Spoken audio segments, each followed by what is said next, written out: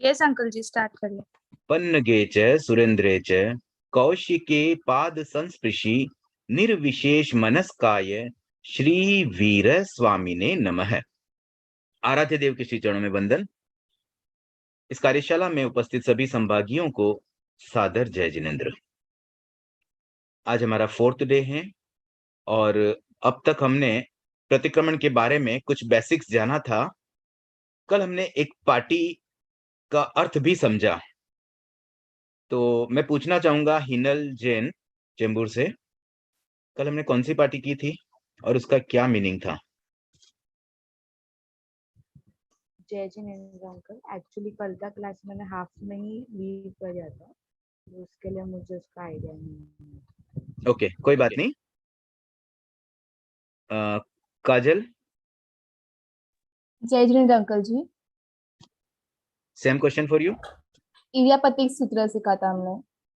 और इसका क्या अर्थ है? जब ये इसका उच्चारण करते हैं तब हमें मन में क्या भाव लाने चाहिए? चलते फिरते कोई जीव जंतु से अगर हमसे अगर हत्या हो जाए तो उसकी आलोचना के लिए। ओके, बहुत अच्छा है। वैसे हत्या जो है ना वो बहुत बड़ा वर्ड है। हिंसा। हिंसा है ना वो थोड़ा सूक्ष्म हो जाता है। अगर किसी को हम कुछ भी कष्ट भी देते हैं ना वो भी हिंसा में आ जाता है। जनरली हम अपने परिवार में अपने भाई बहनों के साथ में हत्या नहीं करते हैं किसी की, बट कष्ट देते रहते हैं, तो वो भी हिंसा हो जाती है। तो वो भी हमें समझना होगा कि केवल हत्या ही हिंसा नहीं है। जी। ओके। आज हम डिस्कस करेंगे कि प्रतिक्रमण में 6 आवश्यक होते हैं। ये 6 आवश्यक कौन कौन से हैं?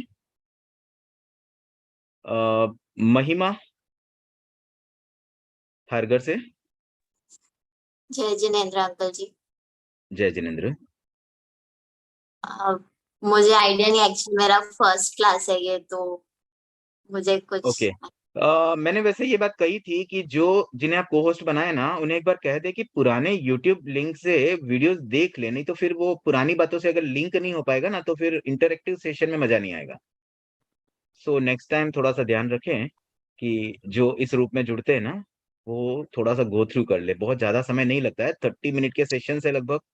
और अगर आप 2x पे सुनते हो, जनरली आप तो 2x पे आराम से सुन ही सकते हो, बहुत फास्ट माइंड होता है, तो 15 मिनट का काम है एक सेशन सुनने में। हाँ हिनल, आपको कुछ कहना है?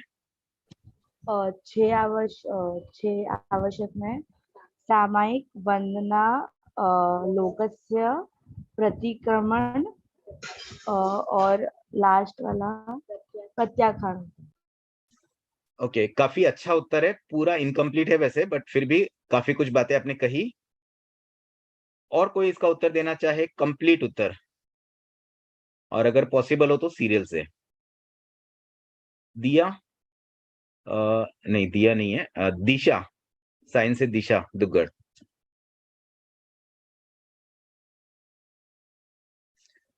अभी जो हिनल ने कहा था उससे मैच करते हुए आपको कुछ दिमाग में आइडिया आ रहा है क्या? 6 आवश्यक में क्या क्या होते हैं? मेन जो प्रतिक्रमण 6 पार्ट्स में डिवाइडेड है, मतलब एक आवश्यक खत्म होता है फिर दूसरा, मुझे हाँ क्लियर एग्जैक्टली। मालूम नहीं है। हाँ मैं मतलब आपका उससे कॉन्सेप्ट तो अच्छा है कि 6 पार्ट में प्रतिक्रमण डिवाइड होता है, बट उसके नाम आपको याद नहीं। बट ठीक है, फिर भी ये बात हाँ, जानना भी बहुत नाम अच्छी है। बात है। तो चलिए अभी मैं ही बता देता हूँ। प्रतिक्रमण में 6 आवश्यक होते हैं। आवश्यक क्यों बोलते हैं? Because it is compulsory. ये 6 चीजें करना जरूरी है। और प्रतिक्रमण अपने आप में भी आवश्यक है। क्यों आवश्यक है? क्योंकि अगर हमने कोई व्रत लिए हैं और उन व्रतों में दोष लगा है तो उन दोषों को अंडू करने के लिए हमें प्रतिक्रमण करना कंपलसरी है। अगर किसी ने कोई व्रत नहीं लिए हैं तो उनके लिए प्रतिक्रमण कंपलसरी नहीं है। वो चाहे तो करे न करें, उनको स्वाध्याय का लाभ ही मिल पाता है। और अब तो मुझे लगता है आप में से बहुतों ने 12 व्रत स्वीकार किए हैं, भले एक स्मॉल इनिशिएटिव के रूप में है। इसे और आगे बढ़ाना है आपको, तो अब आप ऑफिशियली प्रतिक्रमण कर सकते हैं बिल्कुल हक के साथ में। और जब भी प्रतिक्रमण करें ना तो मन में ये भाव रखें कि मैंने कुछ व्रत लिए हुए जीवन में, उन व्रतों के पालन में कहीं मुझसे कोई प्रमाद हुआ हो, कोई भूल हुई हो। देखो, व्रत टूटना एक बात होती है और व्रतों में प्रमाद होना भी एक बात है। प्रमाद कैसे हो सकता है? जैसे मान लीजिए आपने संवत्सरी पर गुलाब जामुन के सौगन लिए 1 साल के लिए। कई बार हम लेते हैं ना संवत्सरी पर 1 ईयर के लिए कुछ त्याग करते हैं। तो उसकी अवेयरनेस आपको हमेशा रहनी चाहिए। जब आप कहीं खाना खाने बैठे और गुलाब जामुन सामने आए तो आपको दिमाग में क्लिक होना जरूरी है कि गुलाब जामुन के मेरे त्याग हैं। भले आपने नहीं खाया हो, but still if you are not remembering this, उसको मेमोराइज भी नहीं कर पा रहे हैं और आपके मन में वो अवेयरनेस भी नहीं है ना, तो वहां भी दोष हो जाता है। तो व्रतों को लेते समय हम क्या करें, एक तो उनको पूरी अवेयरनेस के साथ आत्मसात कर लें कि हमने इन इन चीजों के त्याग किए हुए हैं, ताकि हमसे भूल न हो। और उसके बाद भी अगर कभी कोई कारण से उन व्रतों में कोई भंग हो जाता है, कोई दोष का सेवन हो जाता है, तो फिर हम प्रतिक्रमण करते हैं कंपल्सरी रूप से। मतलब अगर आपने संवत्सरी का प्रतिक्रमण किया है, तो लास्ट पूरे 1 साल में जो दोष हुए ना, वो आपके क्लियर हो जाएंगे। और अगर आपने 15 दिन का पक्की प्रतिक्रमण किया है, तो लास्ट 15 डेज के दोष क्लियर हो जाएंगे। तो जनरली वार्षिक प्रतिक्रमण तो अवश्य करना ही चाहिए, और मुझे लगता है मैक्सिमम व्यक्ति सब संवत्सरी का प्रतिक्रमण अवश्य करते ही हैं, और ये बहुत आवश्यक है। आपको पता है, सम्यक दृष्टि की भी मैंने एक बात कही थी। सम्यक दृष्टि हम है या नहीं है, अगर हमें उसकी पहचान करनी है ना, तो उसके 5 पैरामीटर्स हैं। हम अभी सारे पैरामीटर डिस्कस नहीं करेंगे, we will take one of the parameter. पहला पैरामीटर है शम, मतलब हमारा क्रोध, मान, माया, लोभ, ये जो 4 कषाय होते हैं ना, वो कितने उपशमित हैं, वो कितने कंट्रोल में हैं, वो कितने कम हैं। किसी का गुस्सा बहुत तेज होता है और कोई अपने गुस्से पे कंट्रोल कर लेता है। गुस्सा तो आना स्वाभाविक है, ईगो आना भी स्वाभाविक है, लेकिन उस पर भी कंट्रोल होना चाहिए, उसकी एक लिमिटेशन होनी चाहिए कि गुस्सा आया, कुछ देर के लिए रहा, घंटा, 2 घंटा, 3 घंटा, 5 दिन, 10 दिन, लेकिन शांत तो होना चाहिए ना। कुछ-कुछ व्यक्ति ऐसे होते हैं जो किसी एक बात को पकड़ लेते हैं और उसको जीवन भर नहीं छोड़ते हैं। वर्षों-वर्षों तक उनका गुस्सा खत्म नहीं होता है। किसी से झगड़ा हो गया, मैं उसको माफ नहीं करूँगी, ये मन में बैठ जाता है, कुछ भी हो जाए, और किसी से मैं खमक-खावना कर लूँ, लेकिन उससे मुझे खमक-खावना बिल्कुल नहीं करना है। तो दैट मीन्स आपने उसको माफ नहीं किया है। और अगर ये फ्रीक्वेंसी 1 साल से अधिक चली जाए, मतलब मोर देन 1 ईयर निकल गए और आपने किसी को माफ नहीं किया, यानी कि आपका गुस्सा 1 साल से अधिक समय तक बरकरार है, दैट मीन्स वो कषाय की उत्कृष्ट श्रेणी है, हाईएस्ट एक्सट्रीम लेवल है, और उस लेवल के कषाय वाला व्यक्ति सम्यक दृष्टि नहीं हो सकता है। इसलिए हम संवत्सरी का प्रतिक्रमण अवश्य करते हैं, और उस दिन अपनी आत्मा को इतना हल्का कर देते हैं कि आज के दिन नो पेंडिंग बैलेंस, किसी के साथ कोई बैलेंस नहीं रखना है हमें, न किसी पर हमें गुस्सा होना है, न हमारा कोई ईगो सामने लाना है। पूरी तरह से हम बिल्कुल विनम्र होकर के सबसे दिल से क्षमा याचना कर लें, और हम अपने आप को पवित्र कर लें, ताकि हमारा सम्यक्त्व भी बरकरार रहे। This is very important. और ये जो एक्सट्रीम लेवल का कषाय है, वो समाप्त होना बहुत जरूरी है अगर हमें सम्यक दृष्टि बनना है। और श्रावक के लिए तो एटलीस्ट 4 महीने वाला प्रतिक्रमण भी बहुत इंपॉर्टेंट है। अगर 4 महीने से अधिक हमारे कषाय मेंटेन रहते हैं ना, तो हमें श्रावकत्व भी नहीं आता। तो हम एटलीस्ट ट्राई ये करें कि प्रतिक्रमण करें अवश्य, और करने के साथ हमारे भाव धारा ऐसी जुड़ जाए कि रियल में हम सबको अंडू कर दें। जो भी हमसे पास्ट में हमसे कोई गलतियां हुई, उसको हम अंडू करें, और किसी और के द्वारा हमारे प्रति कोई नेगेटिव बिहेवियर हुआ है, तो उसे भी हम अंडू करें।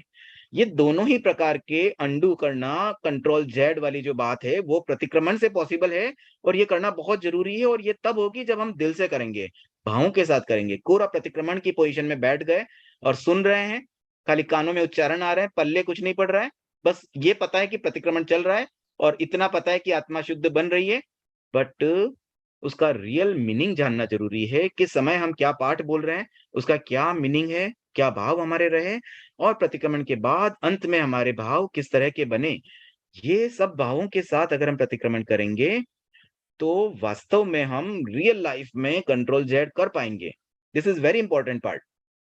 ये इसलिए इंपॉर्टेंट है क्योंकि मैंने ऑब्जर्व किया है, मैक्सिमम लोग सही ढंग से प्रतिक्रमण नहीं करते हैं।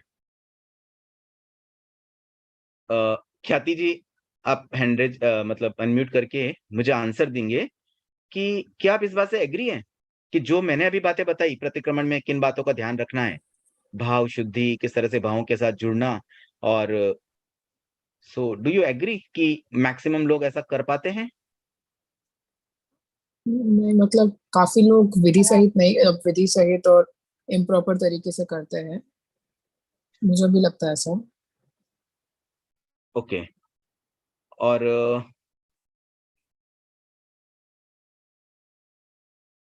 महिमा, आपका क्या कहना है इस बारे में?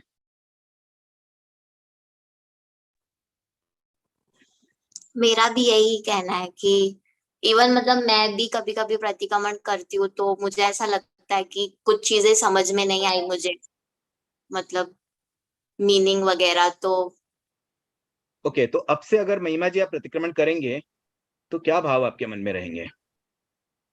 अब से हर जो भी हम पाठ पढ़ रहे हैं उसका हर एक चीज का मीनिंग हमें पता होना चाहिए, पोस्चर सही होना चाहिए और पूरा मतलब कंसंट्रेशन उसी चीज में होना चाहिए।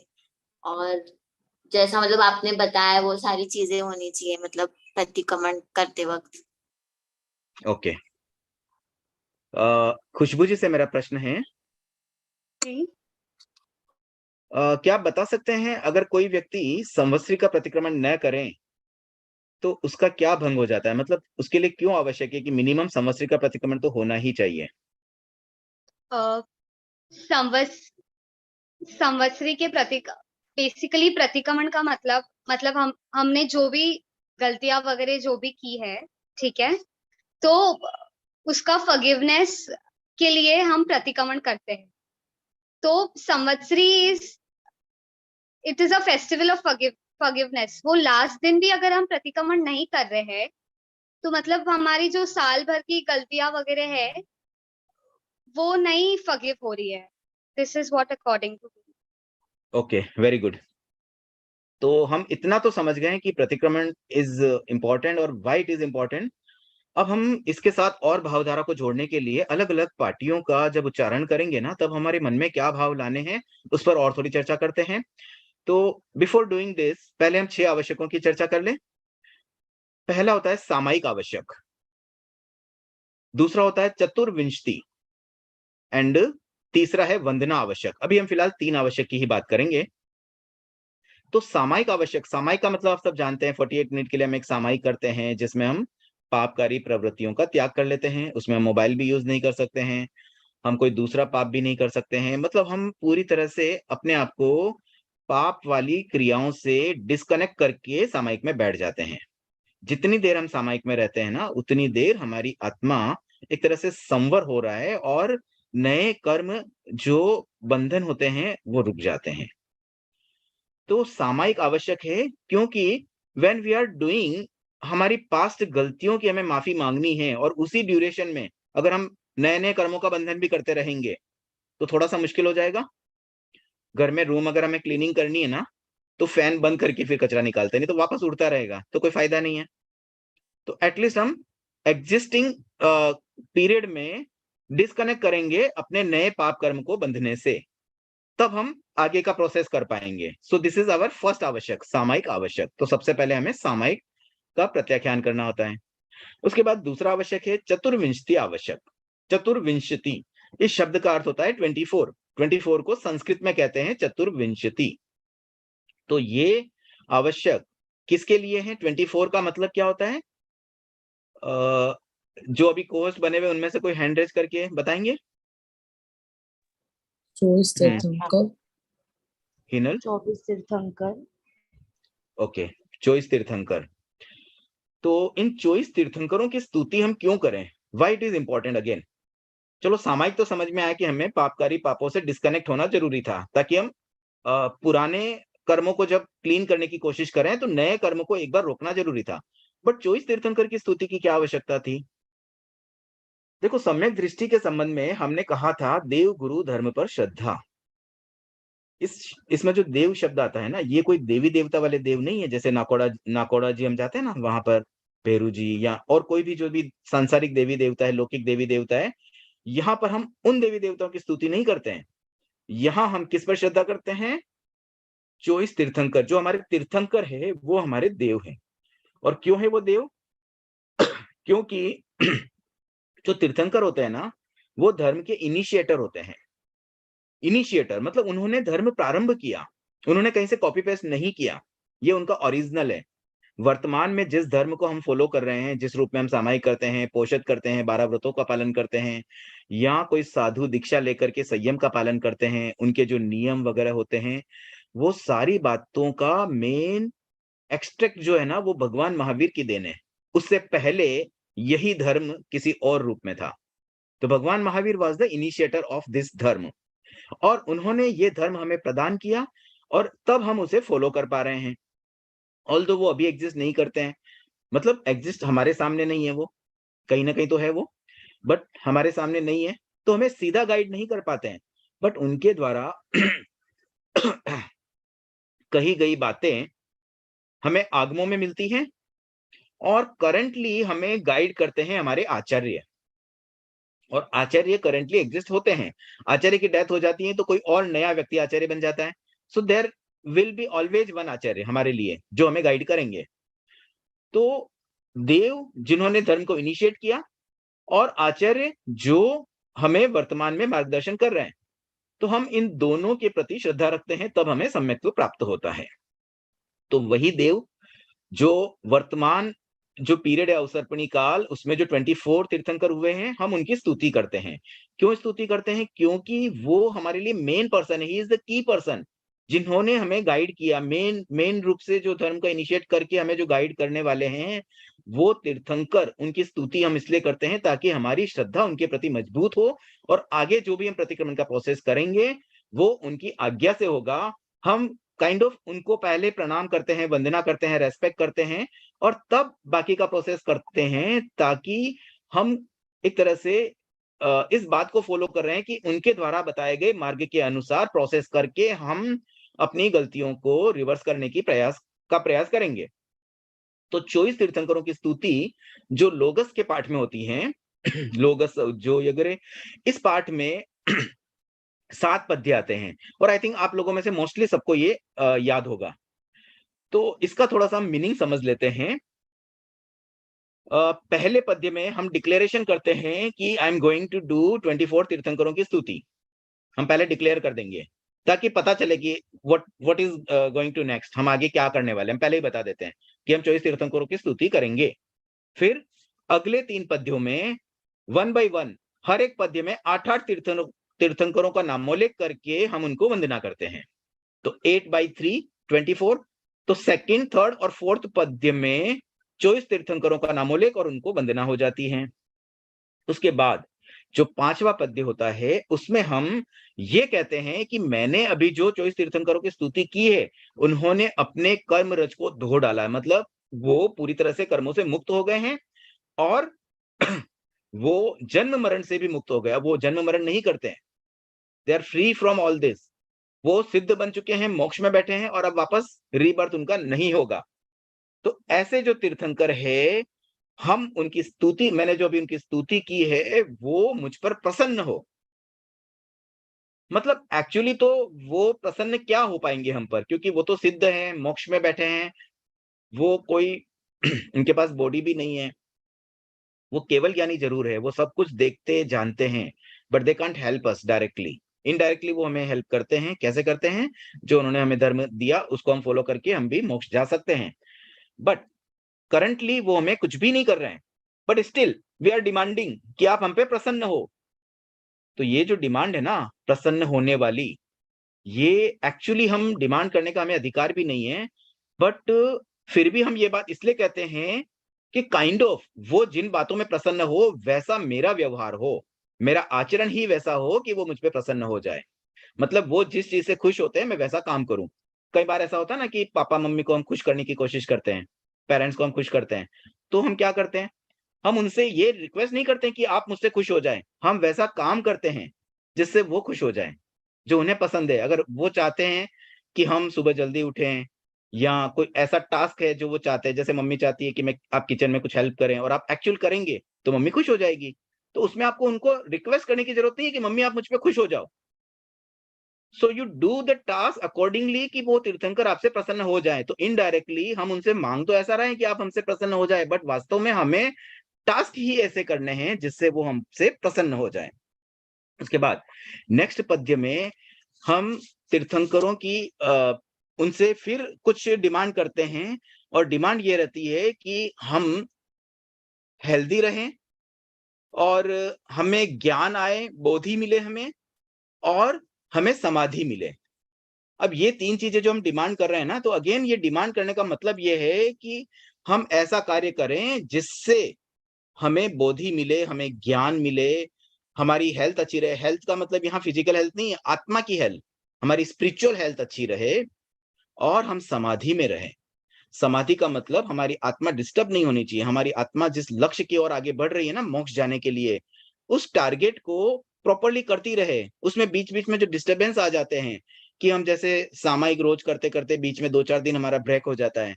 तो ये जो ब्रेकेज है ना, वो हमारी समाधि को खत्म कर रहा है। तो हम धर्म के प्रति हमारा कंटिन्यूअस बिहेवियर चलता रहे, वो डिमांड हम उनसे कर रहे हैं और इनडायरेक्टली हम ये कहने का प्रयास कर रहे हैं कि we should do such a task जिससे हमें ये सारी तीनों चीजें मिले। और अंत में हम ये कहते हैं तीर्थंकरों की कुछ और थोड़ा उनको प्रेज करते हैं। देखो, जब हम किसी से कुछ अच्छा मांगने की कोशिश करते हैं तो पहले प्रेज भी करना पड़ता है। तो हम उनको प्रेज करके ये कहते हैं कि आप चंद्रमा से भी निर्मल हो, सूर्य से भी अधिक प्रकाश देने वाले हो। कैसे सूर्य से अधिक प्रकाश वो कैसे दे सकते हैं? वो तो एक जस्ट ह्यूमन बीइंग थे ना, भगवान महावीर। बट उन्होंने ज्ञान रूपी प्रकाश दिया। उन्होंने जो प्रकाश दिया वो धर्म के रूप में जो मार्ग हमें बताया, उससे कितने कितने व्यक्ति मोक्ष जा चुके हैं और कितने व्यक्ति मोक्ष जाएंगे। तो इस तरह से वो प्रकाश देते हैं। और सागर से अधिक गंभीर, सागर जो होता है ना, समुद्र, सी, वो बहुत गहरा होता है। तो ये गंभीरता भी किसी व्यक्ति में बहुत रेयरली मिल पाती है। कितने ही कम व्यक्ति ऐसे मिलेंगे जो बहुत गंभीर होते हैं, जो बातों को पचा पाते हैं, जो बहुत सीरियस रहते हैं। तो ऐसे विशेषता वाले जो भगवान हैं, वो मुझे, भगवान कौन? जो सिद्ध भगवान है, क्योंकि ये सारे के सारे 24 तीर्थंकर सिद्ध बन चुके हैं। तो ये सिद्ध मुझे भी सिद्धि प्रदान करें। अगेन इनडायरेक्टली डिमांड हम कर रहे हैं हमें सिद्धि प्रदान। उनको तो कोई पावर ही नहीं, वो हमें सिद्धि प्रदान कर पाएंगे। बट उन्होंने जो मार्ग हमें बताया उसको फॉलो करके हम खुद सिद्ध बन जाएं। तो ये चतुर्विंशति स्तव या लोगस का जो हम पाठ बोलते हैं ना, उस समय हमारे इस तरह के भाव रहने चाहिए। तो कल हमने इरियापथिक सूत्र को समझा और आज हमने समझा चतुर्विंशति स्तव को। अब हम एक पार्टी एक्सक्यूज मी, एक पार्टी आज और करने का मेरा विचार है।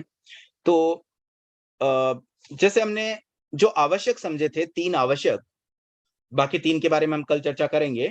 उसमें जो पहला सामायिक था, मैंने कहा कि उसमें हमें सामायिक करनी होती है। दूसरे में चतुर्विंशति स्तव मतलब 24 तीर्थंकरों की स्तुति। दोनों का पर्पज आपको क्लियर हुआ होगा। और तीसरे आवश्यक में हम क्या करेंगे? वंदना आवश्यक। वंदना आवश्यक में हम वंदना करते हैं। और वंदना जब हम करते हैं तो क्यों करते हैं, किसकी वंदना करते हैं? यहाँ वंदना होती है गुरु की।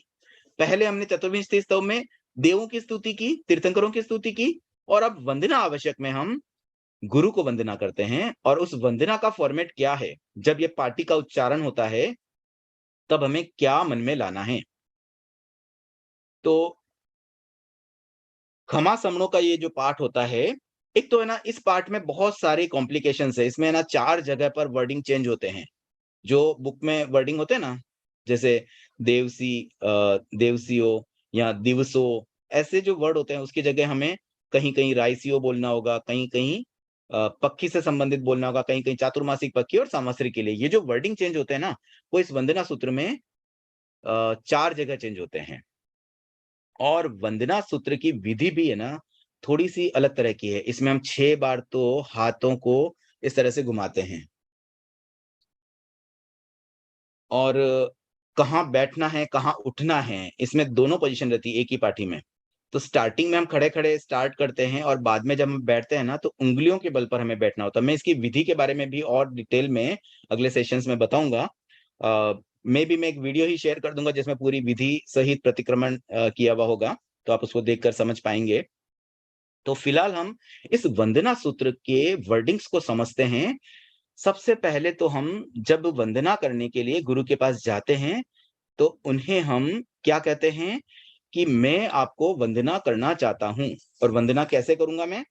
मेरा जो सिर है ना, मस्तक, जो सबसे हाईएस्ट पार्ट ऑफ बॉडी, और आपका जो लोएस्ट पार्ट ऑफ बॉडी है, मतलब थंब, लेग का जो थंब होता है ना, पैर का अंगूठा, मैं इस मस्तक से आपके पैर के अंगूठे को स्पर्श करना चाहता हूँ। अगेन जस्ट आस्किंग, परमिशन लेते हैं हम। ऐसा नहीं कि सीधा जा करके स्पर्श करना है। वैसे गर्ल्स के लिए जो साधु होते हैं उनके स्पर्श की विधि नहीं है, तो वो साध्वियों को कर सकते हैं, साध्वी प्रमुखा जी को कर सकते हैं, और बॉयज के लिए संतों को चरण स्पर्श पॉसिबल होता है। हाँ, अभी फिलहाल कुछ सालों से कोविड की वजह से चरण स्पर्श रुके हुए थे, अब शायद कहीं-कहीं स्टार्ट हो गया है, नहीं तो 1-2 साल में तो शुरू हो ही जाएगा पुनः। तो जब हम वंदना करते हैं ना, तो कितना बड़ा एक सम्मान है कि मेरा एक्सट्रीम पार्ट आपके जो लोएस्ट पार्ट है वहां पर मैं स्पर्श करना चाहता हूं, तो इतना बड़ा रेस्पेक्ट मैं आपको देना चाहता हूं, but still I want your permission कि कहीं मेरा ऐसे करने से आपको कष्ट न हो जाए। कितनी बड़ी बात है, कितनी बड़ी विनम्रता की बात है ये। और फिर उस परमिशन के बाद हम इवन पहले तो हम उनके पास जाने की आज्ञा लेते हैं। मतलब जैसे हम दूर हैं तो पहले कि बहुत ज्यादा हम पास आ जाएंगे, पूरा सफोकेशन ना हो जाए, तो फर्स्ट तो हमारी वो परमिशन होती है कि क्या मैं आपके पास आ सकता हूँ। मितावग्रह एक शब्द आता है, मितावग्रह, जिसका मतलब ये होता है कि जिसकी जितनी बॉडी की हाइट होती है ना, उस उतना एरिया का एक सर्कल बना दो, मतलब उतनी रेडियस की बॉडी की हाइट जितनी रेडियस का एक सर्कल बना लो, तो वो जो एरिया बनता है ना, जो भी व्यक्ति जहां बैठे हैं, वो एरिया कहलाता है मितावग्रह। तो पहले तो हम मितावग्रह में प्रवेश करने की आज्ञा लेते हैं कि क्या मैं अंदर आ सकता हूँ। उसके बाद में जैसे हम जनरली हम बोलते हैं ना मैं आई कम इन, वैसे ही हम आज्ञा लेते हैं और उसके बाद चरण स्पर्श की बात करते हैं। तो अब आज एक्चुअली समय ऑलरेडी हो गया है। वंदना सूत्र का कुछ पार्ट हमने आज किया है, और 3 आवश्यक, वो क्यों आवश्यक है, उसका क्या इंपॉर्टेंस है, उसके बारे में भी आज हमारी कुछ चर्चा हुई है। तो एक बार मैं पहले जिज्ञासाएं आमंत्रित करना चाहूंगा, और इस वंदना सूत्र को हम कल कंटिन्यू करेंगे। तो कोई भी अगर क्वेरीज है, कोई क्वेश्चन है, तो हैंड रेज करके कोई भी पूछ सकते हैं, पहले को होस्ट एंड उसके बाद बाकी पार्टिसिपेंट्स में से।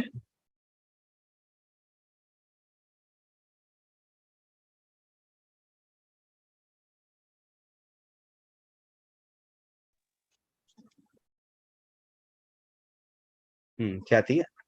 हाँ, मुझे ये डाउट था कि जैसे हम रेगुलर बेसिस पे जब प्रतिक्रमण करते हैं तो वो 4 होते हैं, हम जब पक्की पे करते हैं तो 12 होते हैं, आई मीन चातुर्मासिक पे शायद 20 होते हैं, संवत्सरिक पे 40। तो उसका कुछ रिलेशन है कि, मतलब आई एम श्योर रिलेशन होगा इसका कुछ चीजों से, बट ऐसा क्यों? देखो, इसका ना बेसिक पर्पस तो वही है कि अगर हम कह रहे हैं कि कोई चीज हम 1 दिन के लिए कर रहे हैं और कोई चीज 15 दिनों के लिए करनी है, और कोई 4 महीने के लिए। जैसे मैंने एक एग्जांपल दिया था कि प्रतिक्रमण करना यानी कि जैसे कपड़े धोना, जैसे हम आत्मा को धो रहे हैं वो प्रतिक्रमण है, और कपड़े को जब हम वॉश करते हैं, क्लॉथ को वॉश करते हैं, तो वो, अब मान लीजिए कोई कपड़ा 1 दिन का गंदा है और उसको वॉश करने में हमें कितना डिटर्जेंट लगेगा, और वही अगर 15 डेज का है या 4 मंथ से कोई कपड़ा आएगा, तो उसको वॉश करने में ज्यादा एनर्जी और ज्यादा डिटर्जेंट लगेगा ना। तो वैसा ही समझ लीजिए कि यहाँ पर हमारे भावों को और अधिक पुष्ट करने के लिए हमने उसकी फ्रीक्वेंसी बढ़ा दी है। ऐसे इसका कोई पर्टिकुलर लॉजिक नहीं है, आगमों में इसका कोई उल्लेख नहीं मिलता है। ये परंपरा वर्तमान में जो चल रही है ना, 4, 12, 20 और 40 लोगस का पाठ करने की, वो संभवतः जयाचार्य जी के समय प्रारंभ हुई थी। तो इनडायरेक्टली व्यवहारिक रूप में समझ लीजिए कि व्यवहार में जब हम प्रतिक्रमण करें तो हमें ऐसी फीलिंग भी आनी चाहिए कि हाँ, ये आज मैंने 40 किया मतलब बहुत बड़ा काम किया है, और एक 4 लोगस किया मतलब चलो रोज का 1 दिन का काम है तो 4 लोगों से काम हो गया।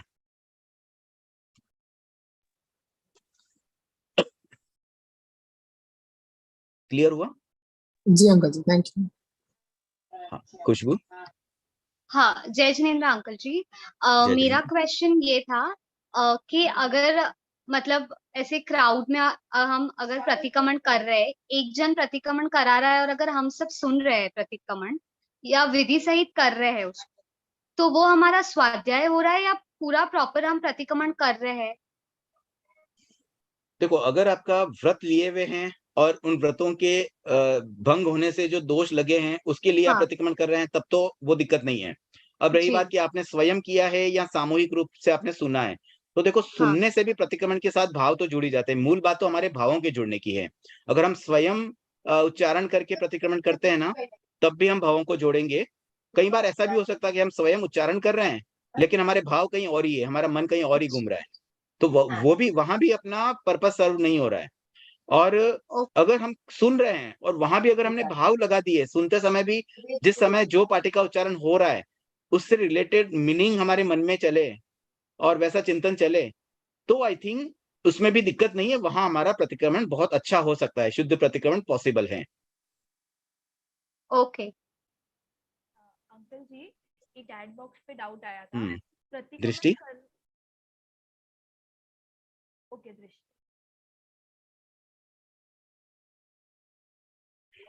जय जिनेंद्र अंकल जी, अभी जैसे आपने बोला कि हम स्वयं भी अगर प्रतिक्रमण करते हैं तो हम मतलब वो बेटर है, बट जैसे जो ध्यान का पार्ट आता है, जैसे अभी कोई बोलता है अगर कोई सामूहिक भी कर रहे हैं तो जो ध्यान करवा रहे हैं वो जो पूरा अतिचार है पहले और फिर बाद में लोगस है, तो बाद में उन अगर वो हमें प्रतिक्रमण कर रहा है तो उनको भी सुनना पड़ता है। तो अगर हम स्वयं ही कर रहे हैं तो हमें भी किसी से सुनना पड़ेगा कि वो चलेगा? देखिए, अगर आप मन में करते हो ना, सुनना जरूरी नहीं है। आप आंखें बंद करके, मुंह बंद रख के मन ही मन हम बोल सकते हैं ना। तो आप ट्राई करें कि जो आपको याद हो। देखो, इसमें ध्यान में हम जैसे लोगस का जब ध्यान करते हैं, आई थिंक ये पार्टी तो सबको याद होती है। तो कराने वाले को भी ये ट्राई करना चाहिए कि वो पार्टी सबको बोल दे कि आप मन में ही कर लो। ऑलमोस्ट सब एक ही टाइम पे कर लेंगे, 1, 2, 5 सेकंड आगे पीछे होंगे, तो जिसने पहले किया वो वेट कर लेंगे। तो बेटर तो वही है, ताकि उनका भी ध्यान हो जाए और हमारा भी ध्यान हो जाए। बट यहाँ पर सुनना इज नॉट इम्पोर्टेंट। ध्यान करने का मतलब मन में जो हम गुनगुनाते हैं, मन ही मन जो बोलते हैं ना, वो भी ध्यान हो जाता है। तो अगर मान लीजिए आप अकेले बैठकर प्रतिक्रमण करेंगे तो वहां आपको कौन सुनाएगा? तो वहां भी आपका प्रतिक्रमण तो हो ही जाएगा, बट आपको मन में बोलना और आपको कंठस्थ होना चाहिए, याद होगा तभी आप कर पाएंगे। अगर आप बुक से देख के करेंगे तो फिर आपकी आंखें खुली रहेगी, तो उसमें भी आपका ध्यान नहीं हो पाएगा। ध्यान में तो हमें आईज भी क्लोज रखनी होगी। और कायोत्सर्ग का मतलब, इसके बारे में मैं और डिटेल में बताऊंगा आगे के सेशन में। तो उसमें हमारी क्या मन में फीलिंग आनी चाहिए व्हाइल डूइंग कायोत्सर्ग, तो वो फीलिंग आनी चाहिए, चाहे हम सामूहिक करें या अकेले करें, तभी हमारा सही रूप से कायोत्सर्ग हो पाता है। Thank you uncle ji. Uncle, एक चैट बॉक्स में डाउट था, प्रतिक्रमण करने का सही समय क्या है? जैसे अभी चौव्यार करते हैं, कभी लेट हो जाता है, तो लास्ट टाइम कौन सा है प्रतिक्रमण करने का? ओके, बहुत सुंदर प्रश्न है। देखो, इसमें 6 आवश्यक होते हैं और इसके पहले एक 24 स्थव होता है। तो 24 स्थव का पार्ट, उसके लिए कोई रूल नहीं है, वो पहले कर सकते हैं। बट 6 आवश्यक जो है ना, वो सूर्यास्त के बाद प्रारंभ होना चाहिए, नॉट बिफोर सनसेट, पहली कंडीशन। और दूसरा, 6 ही आवश्यकों का completion must be with in 48 minute of sunset. बस ये 2 रूल को अगर आप ध्यान रखेंगे ना, तो आप आराम से कर सकते हैं। कभी मान लो आपने 10 मिनट लेट भी किया ना, तो कोई दिक्कत नहीं है, लेकिन आपको फिर वो 38 मिनट में कंप्लीट करना है, एटलीस्ट 6 आवश्यक पूरे होने के बाद भी कुछ पार्ट बचता है, जिसमें नमोत्थूर्णम का 2 बार पार्ट होता है, फिर पंचपद वंदना होती है, वो पार्ट हम 48 मिनट के बाद भी कर सकते हैं।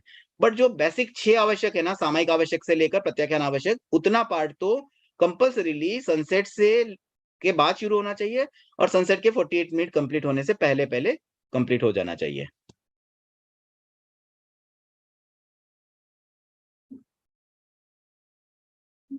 जय जिनेंद्र अंकल जी, जैसे कि अभी धृष्ट ने ध्यान वाली बात रखी, तो अगर मुझे वो पाठी आती ही नहीं है, मतलब मेरे को प्रतिक्रमण लर्न नहीं है, तो मैं अगर वो पढ़ के कर रही हूँ तो फिर मेरा प्रतिक्रमण नहीं होगा और वो सिर्फ स्वाध्याय ही होगा।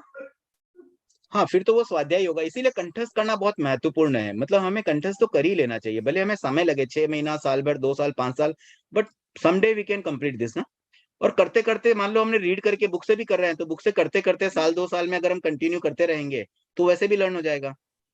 और ओके, अगर मतलब ज्यादा ही दिक्कत होगी, लर्न है ही नहीं, तो फिर आप सामूहिक प्रतिक्रमण में साथ में बैठिए किसी के, या फिर आप कोई ऑडियो या वीडियो प्ले कर दीजिए। जब तक हम लर्न कर रहे हैं तब तक तो हम पढ़ के कर सकते हैं उसको। हाँ, पढ़ के कर सकते हैं, बट पढ़ के करेंगे ना तो जो ध्यान वाला पार्ट है वो आपका कंप्लीट तो नहीं हो पाता, उसमें कहीं ना कहीं कमी रह जाती है। ओके, चले, thank you. Uncle ji, again chat box में डाउट आया था, what is the reason behind doing after sunset only? देखिए, क्या होता है ना, ये जो हम देवसिक प्रतिक्रमण करते हैं ना, ये 12 आवर्स के लिए होता है, कि सूर्योदय से लेकर सूर्यास्त के बीच में हमसे जो भी रॉन्ग डीड हुआ है उसको हम रिवर्स करना चाह रहे हैं। तो अगर हम पहले ही कर लेंगे तो फिर वो कंप्लीट पोर्शन कवर ही नहीं हो पाएगा। इसलिए ये होता है कि एटलीस्ट सनसेट निकल जाने दो, उसके बाद यू स्टार्ट, ताकि वो पीरियड पूरा कवर हो जाए। और उसको ही कंटिन्यू में क्वेश्चन था, कांट वी डू प्रतिक्रमण इन डे टाइम? नहीं, डे टाइम में नहीं कर सकते। उत्तर तो वही है, सिमिलर उत्तर ही हो गया, डे टाइम में भी नहीं करने का वही लॉजिक है। Any more queries? क्या पक्की प्रतिक्रमण में 12 लोगोस का ध्यान करते हैं या 20? पक्की प्रतिक्रमण में 12 का ध्यान करते हैं, चातुर्मासिक पक्की में 20 का करते हैं। ओके यस दृष्टि। सॉरी अंकल जी, बट अभी जैसे आपने बोला वापस कि सूर्योदय से सूर्यास्त तक जो भी हमसे गलतियां हुई है उसका प्रतिक्रमण हो रहा है, तो जब नेक्स्ट डे हम मॉर्निंग में करते हैं तो वो भी तो सूर्योदय के पहले ही होता है। सो देन वो क्यों नहीं कि उसके बाद के जो भी सनसेट से सनराइज तक जो भी गलती हुई है तब हम करते, क्यों वो भी बिफोर सनराइज ही हो रहा है। देखो अभी है ना 24 आवर्स को अगर हम 12-12 घंटे में डिवाइड करेंगे तो हमारा 1 मिनट में तो प्रतिक्रमण होता नहीं है। We require 48 minute. तो कहीं ना कहीं हमें टाइम अलॉट करना पड़ेगा। तो अगर हमने सनसेट के बाद में 48 मिनट दिए हैं तो सुबह के लिए भी हमने वही किया कि सूर्योदय से पहले ही 48 मिनट दे दिया। उसका एक रीजन ये भी है कि कई व्यक्ति है ना जैसे सूर्योदय तक के सोगन रहते हैं, फिर अब उनको कुछ खाना भी खाना होगा, दूसरे टास्क भी करने होते हैं, दिन के समय बहुत सारे दूसरे काम होते हैं। तो बेटर हम ये जो टास्क है ना प्रतिक्रमण वाला रात में ही पूरा कर लें, क्योंकि फिर मॉर्निंग में तो बहुत सारे काम देखो साधुओं के लिए मेनली कंपलसरी होता है दोनों समय करना, तो उनके तो कितने सारे काम होते हैं। तो बेटर है ना कि वो पहले ही निपटा देता कि जब, क्योंकि कुछ चीजें ऐसी होती है ना वो रात को बाहर भी नहीं जा सकते हैं। सूर्योदय से पहले तो वो कहीं बाहर भी नहीं जा सकते हैं अंधेरे में, तो बाद में तो उनको बाहर भी जाना होगा, गोचरी के लिए भी जाना, उनको तो ऐसा नहीं कि कोई घर बैठे खाना खिला देगा, तो गोचरी लेने भी उनको जाना है। तो वो सारा टाइमिंग शेड्यूल जो जिस तरह से बनाया है ना आचार्यों ने, वो ये सब सोच समझ के ही शायद कुछ किया होगा। बट सामान्यतया ये नियम जो बने हैं ना वो आगमों में उल्लेखित है या फिर बाद के आचार्यों ने निर्धारित किए। तो वो विद्वान आचार्यों ने जो भी बनाए हैं उनका कोई ना कोई लॉजिक रहा होगा, और कभी-कभी उसमें कुछ परिवर्तन भी अपेक्षित होते हैं ना, तो वर्तमान जो आचार्य होते हैं वो भी कर लेते हैं। तो ये सारी चीजें है ना कुछ-कुछ श्रद्धा पर हमें मतलब मान के ही करना चाहिए कि गुरुदेव ने फरमाया हुआ है इसी समय करना है तो हम वही टाइम करेंगे। हाँ, वो आपकी बात तो सही, जस्ट के वो क्वेश्चन आया तो मैंने पूछा। Thank you. चलिए आज समय कुछ अधिक हो गया है, क्षमा याचना के साथ वाइंड अप करते हैं आज की कार्यशाला। और एक प्रश्न मेरा रह गया है, कल जो 12 व्रत स्मॉल इनिशिएटिव के रूप में एक लिस्ट मुझे मिलने वाली थी, वो लिस्ट मुझे आज मिलने वाली थी, तो आज भी शायद अभी तक नहीं मिल पाई है। Yes uncle, by tomorrow will surely send, क्योंकि डेटा अभी तक कंप्लीट नहीं हुआ है, still countings no are. Problem. Just पूछा मैंने, कोई ऐसा ओलंबा देने वाले बात नहीं है, मतलब जस्ट एक रिमाइंडर जैसा था ताकि एक लिस्ट बन जाए, मतलब जो टास्क हमने इनिशिएट किया ना वो कंप्लीशन तक पहुंचे, नहीं तो बीच में छूट जाएगा ना तो वो आधा अधूरा रह जाएगा। Sure uncle. ठीक है, मैं अपनी बात को यही विराम देता हूँ। जय जिनेंद्र सबको, ओम अरहम। Thank you so much everyone for joining in. This is Mumbai Kanya Mandal signing off for today. मिलते हैं इसी जगह इसी समय ठीक रात 10 बजे।